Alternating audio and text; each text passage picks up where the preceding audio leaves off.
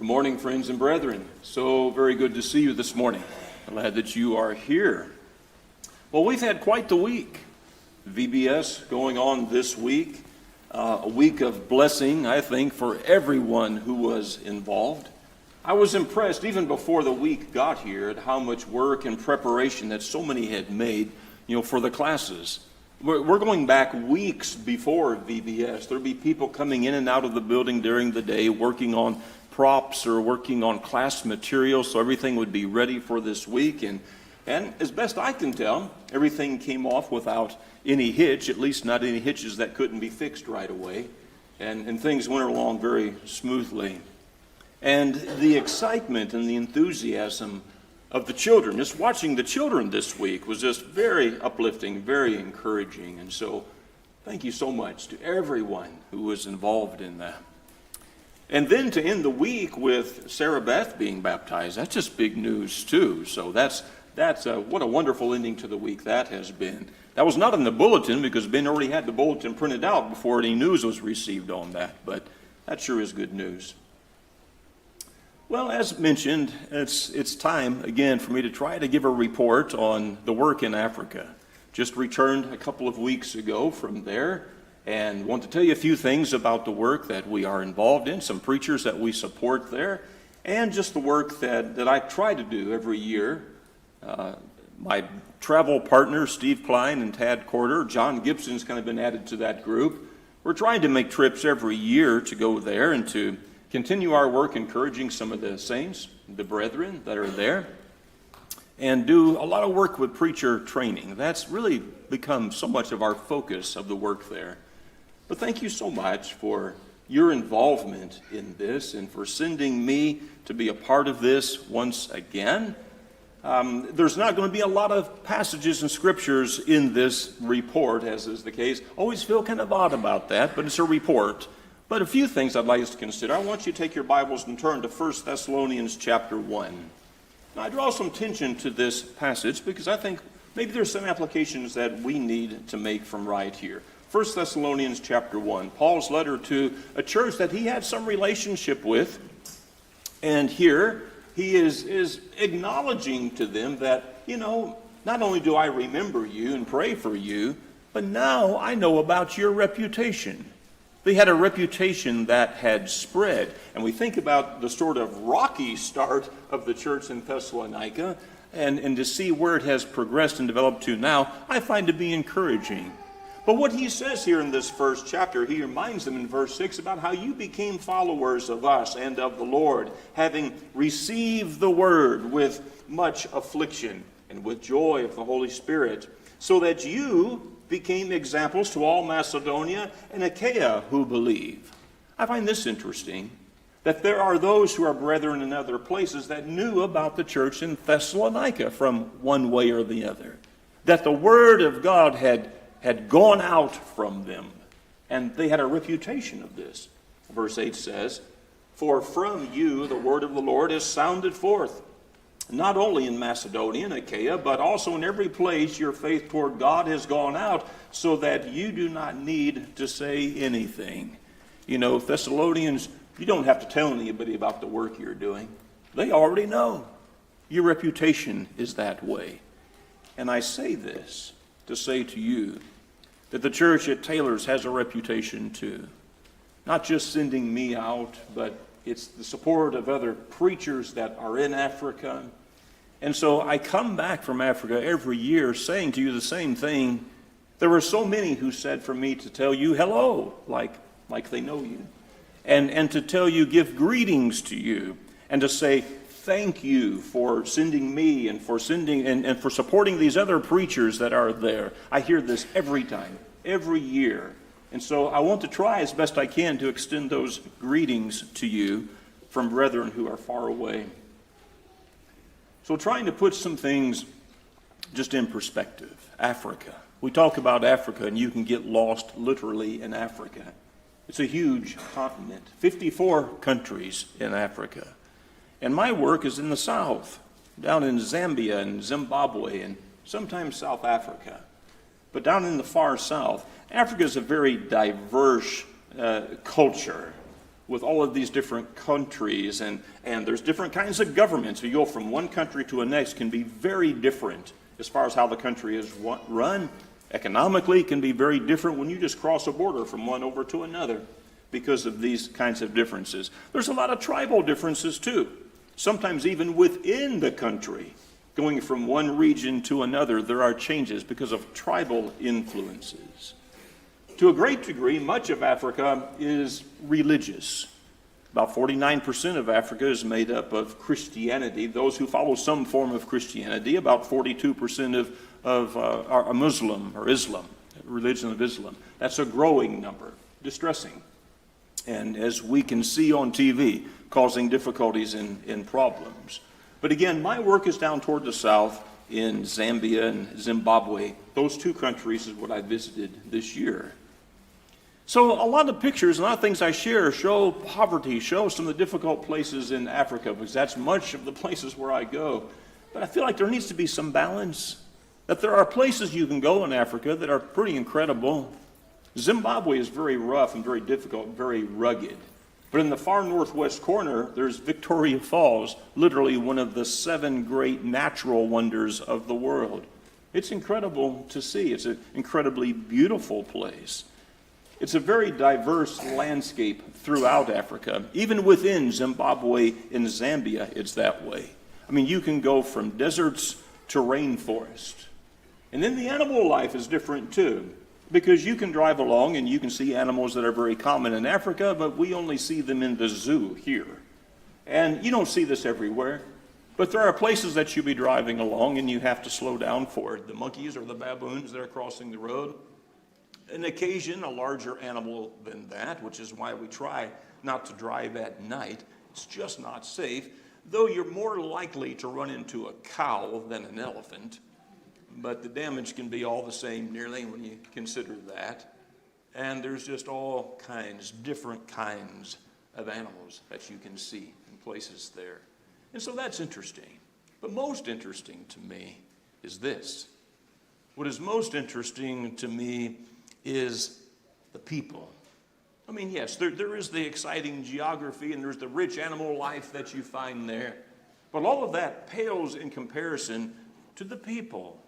That's the draw. When people say, why do you keep going back to Africa? That's hard. You don't look well when you come back. And you're right, I'm probably not. Why do you go back? It's the people. That's the draw. That's what just keeps, taking me back there. Because you can go there and you can open up the Bible and you can study with people any place, any time. That's what takes me back. Is there's this honest desire for study. Now, I'm not trying to paint a picture that everybody is like that, because they're not. There are people who have zero interest, though, again, as I said, there is, I think, overall a greater interest of religion and Christianity among African people. Everyone's not like that. There are evil people too, and there are places you have to avoid and places you need to not go. And evil people, there's one less camera in my bag now than when I left on the trip. There are evil people there, who want to take advantage and steal from you, or worse. And so, there is that. But no, it's the people that still draws me there every time. Let me show you just a few. These are some brethren of ours. Some that just impressed me this time on their servant attitude. In the first picture, you see Frazier Chilangisha. We support Frazier. He's one of the preachers that we have just started supporting in the last year or so. When we were setting up for some preacher classes that we are planning, he was there early because Frazier is always early. And the first thing he says, what can I do to help? And I really didn't have anything for him to do. And so I'd start thinking about, well, what was I going to do? Well, Tad and I were going to finish getting this room ready and passing out some pins and stuff like that. Well, Frazier is glad to do anything. You tell him to sweep the floor, he'll sweep the floor. He just wants to help, because that's the way he is about everything. He is a servant, and he just wants to help out. Simple passage, you know it, Philippians chapter 2. Let each of you look not only to his own interests, but to the interests of others. See, that has to be the idea of one who is a servant. That's a servant's attitude. In the middle picture, the ladies that were fixing food for us every day during our classes that were going on. You know, they were out there working hard. In fact, they were feeding the preachers in the morning, and at lunchtime they're feeding us as well. And in the evening for supper time, they spent the day cooking. No complaints, just happy to do it, and all smiles. I had Bible studies with them every day right after lunch. I would sit down with them for 45 minutes or so and have a Bible study. Just the most pleasant people ever. Then they had to get up and get busy because they had to start working on fixing for the men for the next meal. Just this servant attitude that was just so beautiful. Or this young man who is bringing our food to us, you know, and just glad to be able to do that. So our first work when we got there was this preacher training class in Livingstone, Zambia. This is, I think, the 4th time that we've been there. Used the same room at this little lodge that's usually available, and it's convenient. We had 27 men who came to this training. Some were there from the Livingstone area. Most came from the western provinces. They came by bus or some way to come and to be with us for these 3 days. And it's a pretty good mix. We had some guys that probably didn't gain as much because they had already some good knowledge. We had some guys that came that I'm really glad were there, and I think we helped to start building knowledge for them, or greater knowledge at least. You see Christopher Lachaha in the left picture there. He is translating for Tad. Christopher lives there in the Livingston area and has always been the one that has helped to organize the work, the studies that we do together. And the number of times that we have sent food relief to some of the brethren in that area, Christopher is the one that helps to organize that, along with Amos Samoli. He's in the second picture there. We help support Amos. You know, he's on our board. We'll talk some more about Amos here in just a moment. But Amos is always a joy to work with and is a really good translator. Christopher and Amos are both really good translators. And I can't even begin to tell you just what a blessing that is. When you're trying to work and you're using a translator that every other phrase is saying, pardon? You know, they haven't caught what you've said, and you're trying to rephrase things, and they're struggling to put words together. Oh, boy, that just makes for a really long day. But Christopher and Amos are really good at the language and translating. And so in 3 days of studies together, these 27 men, I'm not sure who's encouraged the most. You know, they were uplifted, they were happy, they were smiling and ready to take this picture together. And, you know, Tad and I looked at each other and I said, who's encouraged the most? And he says, I think it's us. And I said, I think you're right. We are always the ones that go away from these events feeling like we've just, that they've taught us. Their willing nature, they have come for a purpose. I mean, they know and they understand what they are going to receive when coming is we're going to study the Bible together. That's all that's been promised. They're not going home with anything else. It's just a time of study together, and that's why they came. At some sacrifice, because they were sleeping in some other brethren's home. They may have been sleeping on the floor, literally. You know, they've sacrificed to come. Some of them came, you know, as far as 12 hours away. Well, in our roads, it would take us 3 hours to get there. Okay, but by the time they walked, they hitched a ride, they called a bus, stopped, walked again, called another bus. They finally got to Livingston. It took hours for them to get there. There's some sacrifice. And that is just always impressive to me. And that they are ready to learn. Their Bibles are open. We buy some notepads and pens so they can take notes, and they do. They'll fill the page up with notes, and then there's the question and answers that take place. I find it encouraging just because of their enthusiasm, their desire to learn. It makes you work harder as a teacher, you know, when the students are just wanting to learn. And as King Solomon says in Proverbs, as iron sharpens iron, so one person sharpens another. So much truth to that indeed. And so we all benefited by our study and time together. Well, after 3 days of that, we left for a rural area called Mulindi. You know, it was going to be an hour and a half drive is what I was told. It took us 3 hours. And every bit of it from the time we pulled out of town was on the dust road, as they said. It was absolutely some of the hardest road and roughest roads I've been on. I didn't get to ride shotgun this time. A lot of times I get to ride in the front seat because I'm the old man. And that you get the front seat if you're the old man. But we picked up Henry Cinnamolino on the way. And Henry's 75, so yeah, he's got me beat. Henry gets the front seat. And so Tad and I were in the back of this Land Cruiser and just had these side bench seats. I started off in the very back. Well, that was a mistake. Because you're just bouncing around more back there. And I worked my way up to the front. I think it was the bounces that bumped me up to the front. But it was a little bit better up toward the front side. And we spent hours on these roads getting to Mulindi.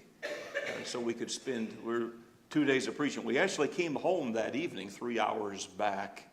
And then back out the next day, a different route. It only took us 2 hours and 15 minutes each way the next day. It was interesting. We went by to pick up Henry, and that's what kept us on the dust road the whole way.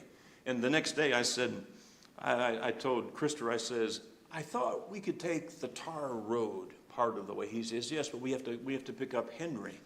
And I said, I'll tell you what, I'm going to give you some money to send a taxi out to pick up Henry and to bring him to us. You know, it'll save us time if we do that. And maybe it'll save my back is what I was also thinking. But anyway, a lot of hours on the road, you know, and like in this picture here, on the right picture on the right, as we're getting closer to the place we were going, we started meeting some brethren and we started loading more in. By the time we got there, it was full by the time we got there. But this other picture of Tad, I don't know why I find it funny, but I got this picture of Tad, and it was kind of like he said, I thought this was an hour and a half.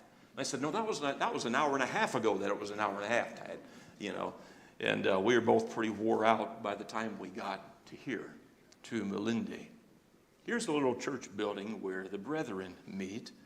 But we're not going to meet there today because there's brethren coming from some other villages for the studies today. And so we wouldn't all fit in here. You have to notice those really nice pews that they have, right? And as why I've said before, when anybody says, like, you know, you can only sit for so long, it's like, don't even. We have really nice cushioned seats here. And brethren sat for hours on those little wood benches right there. So, yeah. So for this day, we went over to a schoolhouse, which was not very far away. And arrangements had been made for us to use a building there at this schoolhouse. And there were brethren from 4 congregations, 4 villages around that came. Some walked a mile to be there. Some walked 6 miles to be there that day. And it was just impressive to me that as word went out to these brethren that there's going to be Bible teaching and that they made a plan to come. This was not an event that they just decided on the spur of the moment, hey, let's just go on over to Mulindi today. No, it's already too late. They made a plan to come, and they came. And so here again is Chris Lachaha, who is translating for me. Christopher has a job, works in town. Actually, he works for a private school there. I don't have the impression that he makes a lot of money in it, but it's a living. He has a job and he has a livelihood with that. But Christopher sure does a lot of preaching. In fact, a number of the people that were at the preacher training that we had there were people that Chris had met either in town or out in the rural areas and had converted them and then taught them some fundamentals about preaching. And so his influence is one that's always just impressive to me. Just a good man, solid in faith, dedicated to the cause of the Lord. And he's a busy man and always seems to be able to take on more. They say when you have something that needs to be done, take that to somebody who's busy. And that's certainly the way it is with Chris, because he has a job. He preaches and now serves as an elder in the church there in Livingston. After some classes we've done the last couple of times we were there for the first time ever, the church there in Livingston has elders. He and Oswald serve as elders for the church there. The second day of our classes were just with some men, some preachers who had come from these villages. There were 16 men. We were meeting in the little church building for this. And if I could just make a comment or two about my preaching partner, Tad. Ted started traveling with us about 10 years ago or 11 years ago. It's made a number of trips now. And Tad has just grown so much and matured in so many ways. He's grown in knowledge a lot. He's a good Bible student, just a solid Bible student. And now experienced in the work in Africa. And he holds his own. You know, when Tad first started traveling with Steve and I was the reluctant one. When Steve said, I got a young guy that's interested in working with us. And I said, well, do you know him real well? And he says, no, not real good, but he seems like a good guy. And I said, I'm not good with this. We're going to travel to the other side of the world with a guy that we don't know, and he's going to get homesick and want to cry every night. What's this going to be like? When questions come, can he deal with them? And Tad did all right, but he does really all right now. And Tad can hold his own plus. And so I just want to say some things about that, just the growth that I see in him. Because I think there's something we can all learn from that. That when we are focused on what we want to do and how we want to do some work in the kingdom, and that we want to be helpful wherever we are, we can do that when we set our minds to that. Tad taught a class on this day on applying principles of Bible authority. Not just a class on Bible authority, but here's how do we apply this? How do we make this work? What does this mean? Some really good discussion came from that. And then just spent a good amount of time that day just on questions and answers, just about a lot of different things. But here's another little story. Something that was interesting to me. Well, I don't remember what the point was now, but there was something that we were having to go back and forth with on a question that was raised. I don't think we were getting our thoughts across real well. It might have been kind of a language thing. And Henry stood up in the back. I mentioned Henry already. He's the old man. And Henry stood up in back and receives respect. Now, part of that's a cultural thing. I've talked to you about that before.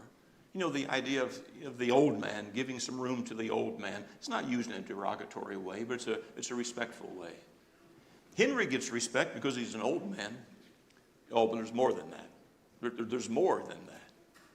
Henry gets respect because he's been here before. He's come here to preach many times before. In fact, the churches that are in that outlying area there are there because Henry came to preach. Because Henry got on his bike, he didn't have a 3-hour ride in the bucky going out there. No, he rode his bike to these rural areas so he could preach. Time and time again. And many of these people he has taught and he has converted, and they understand, they see that he has knowledge in the Word of God. And so when Henry speaks and he opens up his Bible, well, it means something. It means something to them, and it means something to me too.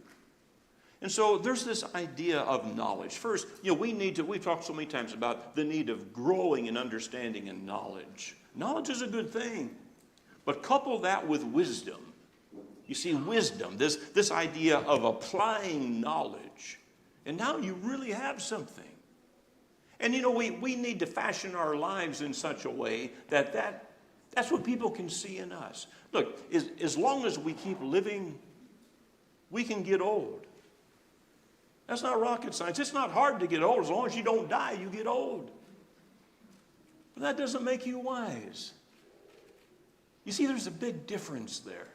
Some people just get old. Some people get wise with age. And then they can do something with that wisdom. And Henry impresses me that way. It's one thing to get up and to say something. Again, anybody can do that. Sometimes we wish they wouldn't. Anyone can get up and say something. But it's something entirely different to get up and to have something to say. And when Henry got up, he had something to say. And it was helpful, and it was beneficial to us. And I just think there's some things we can learn from that. We think about that some. Again, King Solomon from Proverbs chapter 4. Get wisdom, get understanding. That of itself implies that it's something you have to do. It doesn't just happen. Get wisdom, get understanding. Wisdom will set a garland of grace on your head and present you with a crown of splendor. There's good that comes from wisdom. So we spent some more time in the truck, driving back and forth. The upside to that is I was in some country that I hadn't been in before, this part of Zambia. And it was kind of nice. I mean, it was rough. It was very rugged. But it's nice in that rugged kind of way. There was never any point in time where you wondered, like, I wonder where we're at. It's like, no, you're in Africa. And it's like, there's no question. You know that you are in Africa. And sometimes it's a lot of hours on the road, but you have to use that time in a good way. And you have that opportunity to talk with Christopher and with Henry and with others who are in the truck with you. And you get to talk about things that are substantial, and that's very worthwhile, I think. I'm going to talk a little bit more about Henry. He is of a royal family. And it's kind of impressive to me. I've told you about him before. And out in the bush, as we were driving along for miles and miles out in this district, Henry's waving at people as we go by, and they wave back as though they know him. And I come to realize as time goes on, they do know him. They know him on two counts, really. One is that royal family part, you see. He is a chief among the Tonga tribe. But I learned over time that really he's more than just a chief. He was in the royal lineage. And when his brother passed away about 3 years ago, he was called to Zimbabwe, to the Tonga tribe over there, because Henry was the next in line to fall in as a chief headman. Now, I can't explain all that's about because I can't understand all of it. But I know this.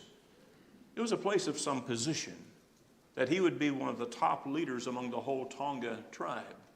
There's some benefits that come with that. I'm not saying you're not going to have a crown with rubies in it or anything like that. But there's some benefits that come financially and position-wise and all of that. But he turned it down. There were two reasons for that. One was, and here's a primary reason, for him to be in that position, he would have to become a leader among some of the tribal beliefs, faiths. And there's idols involved. And you have to pledge allegiance to some things other than Jehovah God. No, Henry couldn't do that. And he told them that. And so he passed it on to the next one in the royal family in his lineage who was ready to accept that responsibility, that role. But I asked him a little bit about it. He wouldn't talk about it just a whole lot. He says, how could I do that? That put aside. All of these churches that I've been working with, all of these brethren, from here to here, he talks about, he says, what am I going to do? I'm just going to leave them? He says, I've taught these people and I've brought them this far to this point, and we're trying to establish more churches. How could I leave that? And I think that was equally impressive to me, that he was unwilling to take this place of some position and prestige because he needed to keep doing the work of the kingdom. And I think, we can learn from that too. There's some important lessons with that too. And this little picture right here, we'd stopped for a break and someone said something like getting a picture, and we kind of lined up, and Henry came over and he grabbed my hand. Now, it's come to a point in our culture today where you would think twice about that.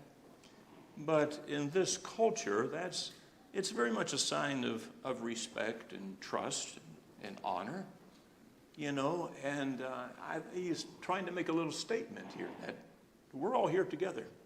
We're all the same. We are all brothers in Christ from different sides of the world, and yet we are all brothers in Christ. One thought that came to my mind is this passage that you see here, when Paul is referencing a trip that he had made to Jerusalem, at a time where some may not have been as willing to accept him, but some of the pillars in the church, James and Cephas and John, perceived the grace that had been given to me, and they gave me and Barnabas the right hand of fellowship. And when they did that, it said something to the other brethren who were there, that we can accept him, that he's here to help us and not hurt us. And that kind of stuck out in my mind there just a little bit too.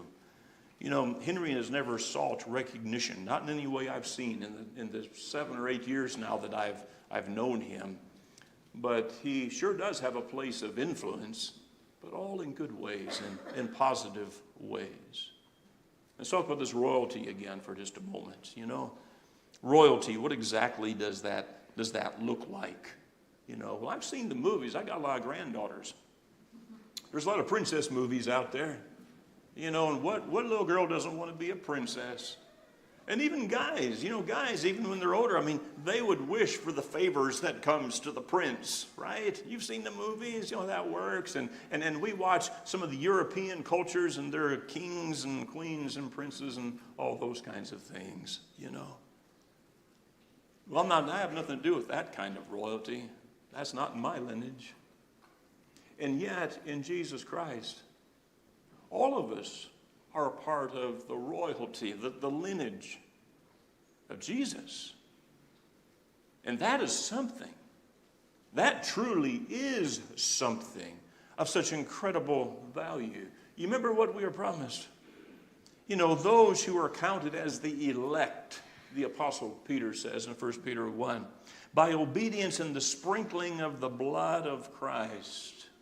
That's what puts us in that relationship. You know, like with Henry, he is royalty because of his lineage, because of blood. It's blood that puts him in that lineage. Well, look, our relationship one with another and our relationship with Christ is by blood.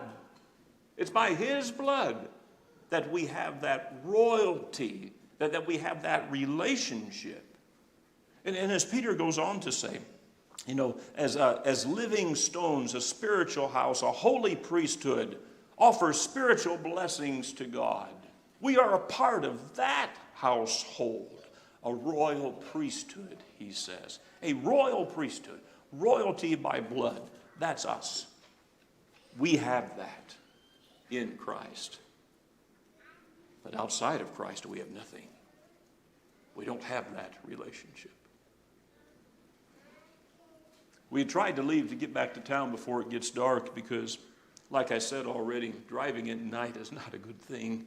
There's too many dangers on the road, but we just couldn't get away. And we stopped for a moment, got this quick little picture, and we still had 2 hours to go. And so it was an interesting drive the rest of the way back, and we were just really tired, I would say. We got back in time we thought we'd just get some supper, but I looked at Tad, and he looked at me, and he said, I'm just ready to go to bed. And I said, me too. See you in the morning. Too tired to even eat anything. 2 really long days, but man, these were incredible days. So we leave Zambia, and we go across the border to Zimbabwe.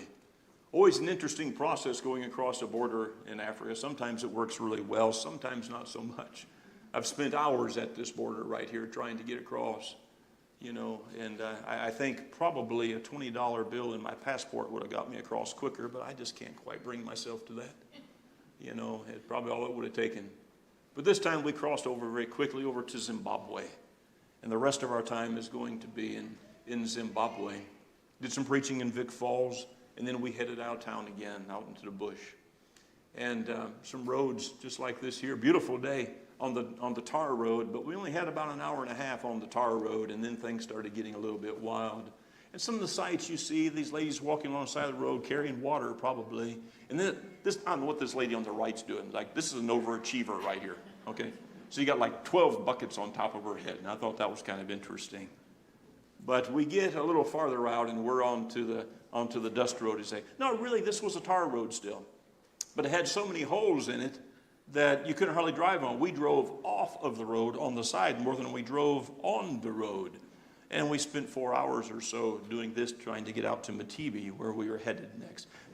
Sometimes we hear about brethren, they ride and they have troubles with their cars, their trucks. And the suspension has to be rebuilt constantly and stuff like that. And that's Short Mapandi's truck we're following right there. And his bucky is just slap wore out. I don't even know how he's keeping that thing running. I mean, it won't be for much longer, I'm afraid. But that's what those roads do. They're just horrible. So we're going out to Matibi, again, for some preacher classes we're doing out here. A little explanation here. So we've been in this area before several years ago at Milabisi, about 20 kilometers away. It's in the Binga district. And we've been meaning to get back here for years, and we just couldn't work it out, timing-wise, schedule. because you don't just happen to drop off at Matibi. You have to make a plan. It's way out of the way. But we determined that we're going to make this happen this year. 38 men came. 38 preachers came from a number of villages, some close, some far away. I'll make a little point here about this little meeting house right here. For a long time, the brethren met under this baobab tree. And they had come to a point where they had made bricks. You can see out in back where they had made bricks. And they had built walls almost to the top. And they were just kind of stuck. They were just out of any funds. They can never afford to put a roof on it. But you build sometimes out of faith, they say, that something will happen. And something happened. Some of you know, or were involved in just some individual contributions, to help drill a well in Zambia for Chris Chaha, and to put a roof on a church building. This is it. And this allowed us to have this place, to have our classes, our training out there. And it worked so incredibly well. In a short period of time, they were able to finish the rest of the building and to have a metal trusses built and a metal roof put on and to plaster the building. So here's something that will last literally for decades, for the church to meet in. And so for so many of you who are involved in that individually, thank you. You see now directly where some of those funds went that you had contributed. This is the church that meets at Matibi. They've already met there this morning, probably about 7 hours ago. They were there meeting, and very excited about the place they have now to meet. So we went there, we drove, we dropped off some stuff for the next day, and we went to where we were staying that night. We got there early the next morning. Some men had come the day before, and they just slept in the building, because that's where they were staying. And here they come. Some of the men were local, and they walked maybe just a few miles.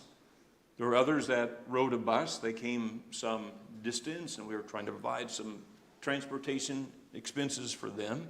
This one man, Matthias, on the right, he walked 6 hours. There was no easy way for him to get a bus. It'd take him in as long or longer had he tried to ride a bus. But he walked 6 hours over the mountain, not the mountain in the picture, but actually a mountain over to the left of there.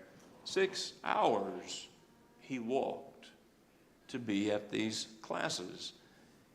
If I can make a point again about this desire to learn, desire to know. Again, thinking about something Apostle Peter says, desire the milk of the word and grow thereby. We start just with the milk of the word. That's the beginning place. But sometimes there are those who never get off the bottle. And in fact, in time, if we don't get off the bottle, we start going backwards.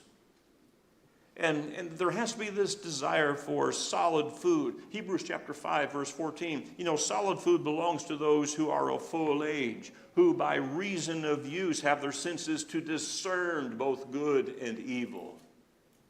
That's what happens when we grow and when we mature spiritually. And these men who are willing to come from so far to be a part of these studies, they wanted to be there. Nobody just showed up. It was of some inconvenience for them to come, but they came and they slept for 3 nights on the floor in that church building. That's where they stayed. And because they wanted to be here for these studies. How much do we desire to grow? Just be honest with ourselves. Just how much do we desire to grow? Are we willing to go 6 hours away? Of course, we just get in the car and flip the air on and listen to some music as we go, 6 hours. Well, we won't even do that. It's hard sometimes to get people to drive 30 minutes across town. I'm just going to be real frank and honest about something. I've noticed sometimes when we have special meetings and gospel meetings, we have 270 on Sunday, we have 110 on Monday night. Don't think I haven't noticed that. Where's the desire? Where's the desire to be encouraged, to be refreshed spiritually? Where's the desire to learn and to grow? They're walking 6 hours. Just get in the car. But see, none of that will happen. None of that will happen. Minus the desire to grow. And that's where it has to start. It has to start right there. And so for 3 days, we have studies with the men here in this building. In the afternoon, we'd have some questions. You see, the four of us, Steve Klein and John Gibson, have joined us now because we have 38 men in the classes. We're splitting up into 2 groups. So we're teaching all day in different groups. But in the late afternoon, we would have a question and answer. And they'd always set some chairs up there. And I'd tell the guys, this is Stump the Chumps right here. We'd sit up there and they'd ask questions of any kind. And we would just deal with that. Wide-ranging topics, God has given us a pattern to follow. What is the role of a preacher? What about the character of a preacher? These things. Use of church funds and treasury. What is that for? The old law and the new law. What is the difference? These are the types of things that we are dealing with and studying about. There was this other little house not too far away that wasn't being used that we were able to use for the second class. And just I just wanted you to see inside. Tried that panoramic thing. It looks kind of funky, but just so you can see everybody in there, in the dirt floor. And you can't see the ants, but I did.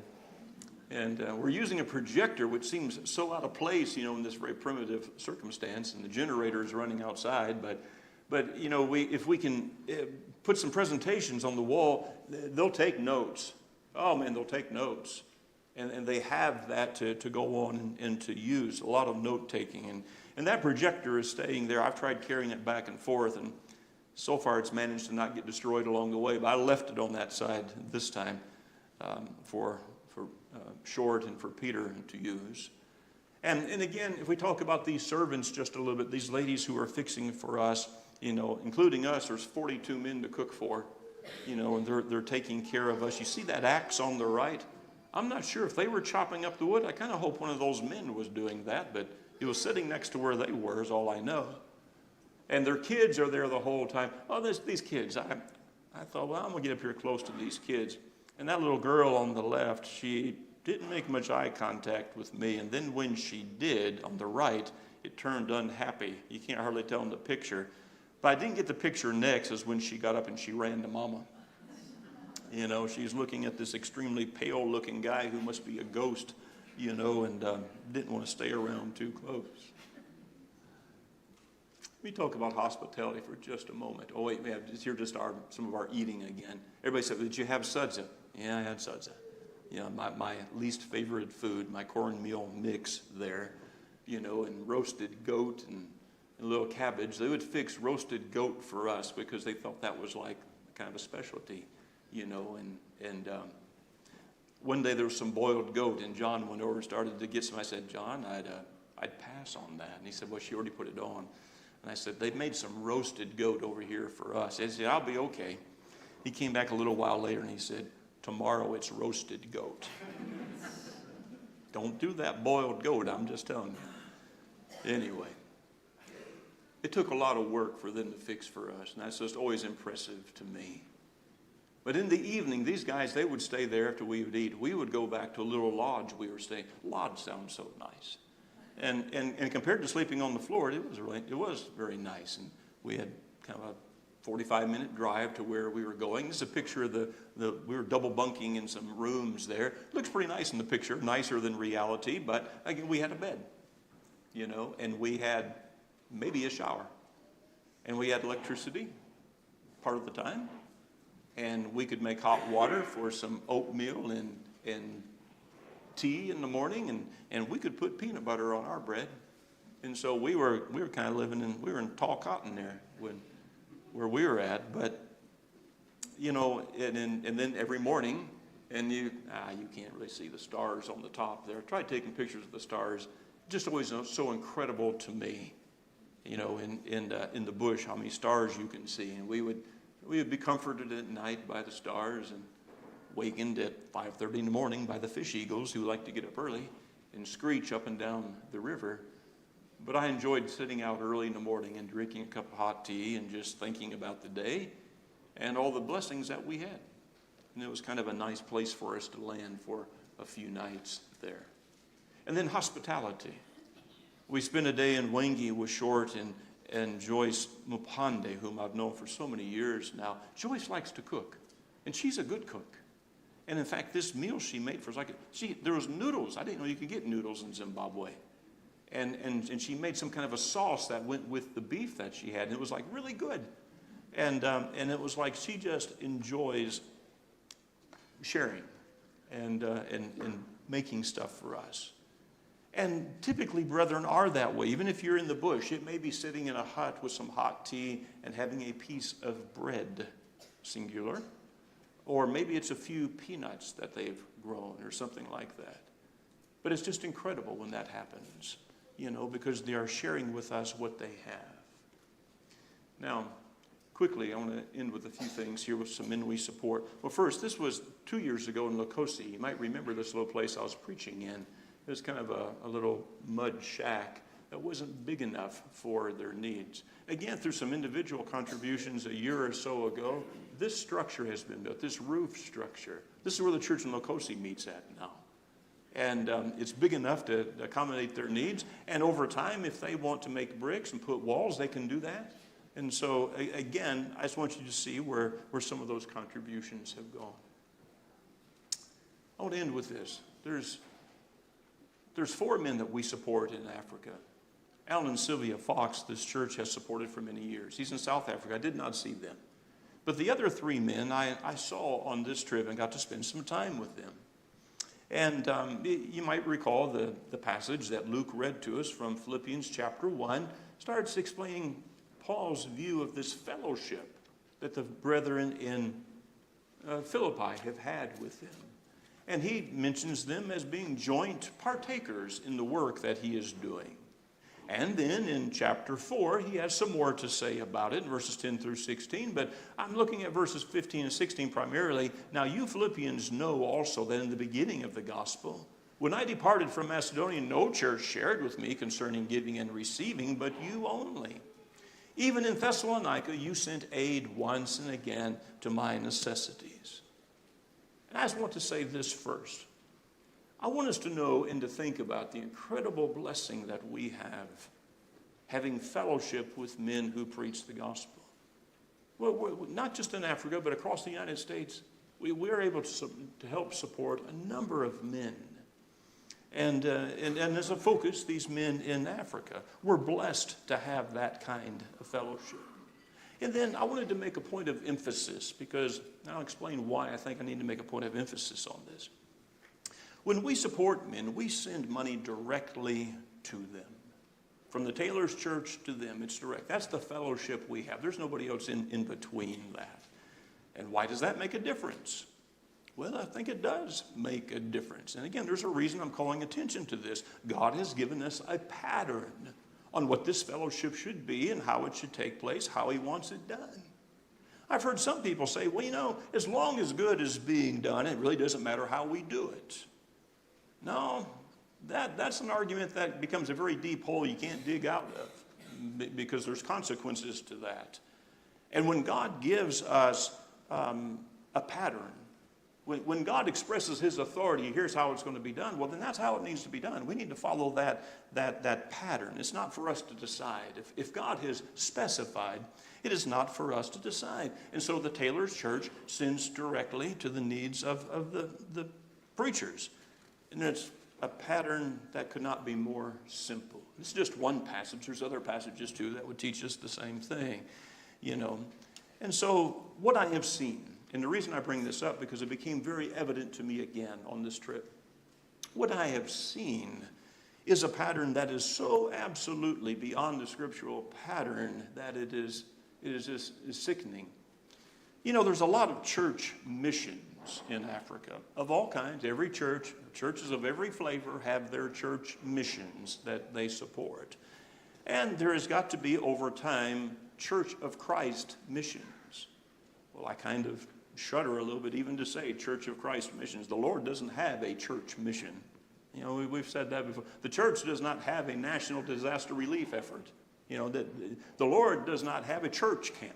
The Lord does not have a school. Our Lord has a church. The church is the organization that he has put in place, and he has given to the church responsibility to do different things. And that makes a difference. If this is what God says, this is how it should be, it makes a difference. That's how it should be. And so there are Church of Christ missions in Africa. And I've become more acquainted with these as time has gone on.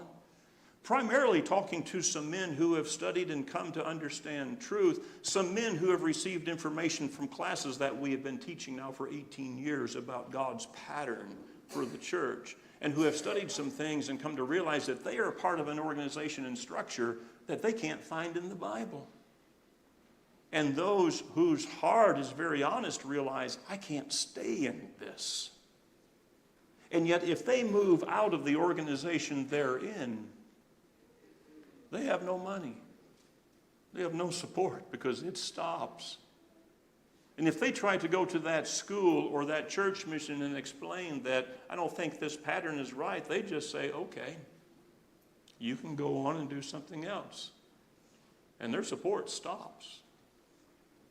And so those who have left that type of an organization, knowing that they have nothing else to go to, is incredible to me. That's conviction. That is absolute conviction. And so maybe it's a little hard to see the diagram here, but here's literally how this works. You have churches that send money to a sponsoring church who collects money and they run a mission somewhere. And then that mission has a preaching school and probably might have a kids' school, or if it's a big enough mission, they have a medical facility, and they might have housing, and they have a farm, and it's quite an organization. And a lot of those elements there, I'm not opposed to that. People need help. But is this the work of the church? And the Lord doesn't tell us it is. And so here you have this big organization about what's going on. The mission sends out the preachers. What about those churches that are trying to support preachers? They don't know those preachers. They're not sending money to preachers. The money is being sent to a sponsoring church or to a mission, and the mission sends out the preachers and tells them where they are going to preach and tells them what to preach. And it literally happens that way. I know. I've talked to men who have come out of that. And how different that is from this little diagram on the bottom. The pattern that we see in Scripture. The church supporting a preacher. And that's all that God gives us. And all of this other that we find is not a scriptural pattern. And it's become more and more clear to me as time goes on how that has grown and what that is. Now, ending with this. Amos Samole, you received word while I was in Africa that Amos and Rhonda lost their youngest daughter. Judith was 26 years old. In some ways I was so close, but I was so far away. I wanted to get back over to Zambia and try to see them, but I was just afraid that I might have problems getting over or more likely getting back. So close, but so far. I was able to see him some or talk to him some afterward, and how are they doing? All he could say was, this is just so hard. This is just so hard. And as we can only imagine. This is the Cornerstone Church of Christ where he preaches in town. They just rent a little space for this. They'd like to buy a little piece of property and try to build a building. Maybe that'll happen in time, but Amos as well, just preaching up in a rural district in Colombo when he has travel funds to be able to do that. This is a picture of his wife, Rhonda, and a picture of the church. And if you can see the circle around Judith there, that's the one who passed away just a few weeks ago. And so please continue to remember Amos. And if you're on Facebook, you can friend him on Facebook, and that's the easiest way to communicate with him. And then with Mgwini Nembezi. Just recently, his wife died, we know. There's been some concern and efforts for him. And I got to sit down and visit with him for a while, and I said, how are you doing? He just said, we're just managing. We're just coping the best we can.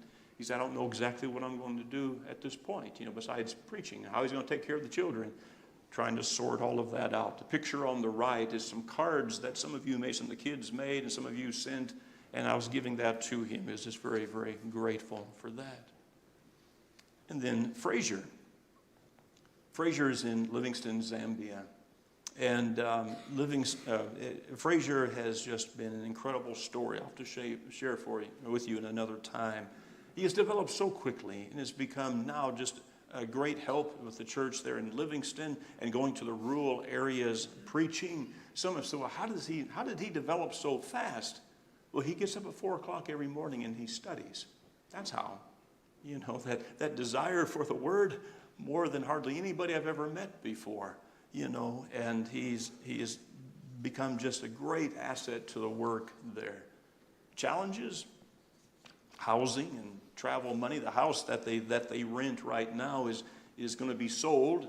It's kind of high priced. He's not sure what they're going to do. This is going to be a challenge for him on what's going to happen there. But these men, just to remember these men in prayer is incredible to do that. To go on Facebook and try to friend them and send them a note, you know, would just be something. Just a little greeting, I think would be a great encouragement, you know, to them to see that and to have that. You know, the question is always asked, you know, how long are you going to keep doing this? In fact, Steve and I, when we were getting toward the end of the trip, we were sitting at Matibi, I think it was. It had been a long, long day. He was next to me. He leaned over and he says, just like I've been asked here, how long do you think we can keep doing this? And I said, this is a bad day to ask me, Steve. You ask me right now, I'd say, I'm going to the house and I'm done. You know, but I don't know. It's getting harder. I'm going to be honest about that. It is getting harder. And yet already, the requests for some classes in some other places and going places to preach, the requests have already started coming in for next year. Next year? I'm still trying to get through today. We'll have to think about next year, you know. And that's going to be if God wills. You know, what is best in that way. The opportunities for preaching are great here and there too. Last year, this picture is from last year, 16 baptized out in the bush where some brethren have been doing some work. There's opportunities to preach and there's people that'll listen. And so that's a great draw to go. But it's so interesting to me that the gospel that saves the lost there is what saves us here. It's the same thing. We talked about royalty, the blood of Christ. That's what we have in salvation. It's his blood that washes away our sins. Hard to explain. It's hard for us to even fully understand. But we understand the truth of it, that he died for us. He was God's sacrifice, a sacrifice that is so great that in him our sins are forgiven. Baptized into Jesus Christ for remission of sins. Could we help you even today become a child of God? If you need to respond, would you come now as we stand and sing?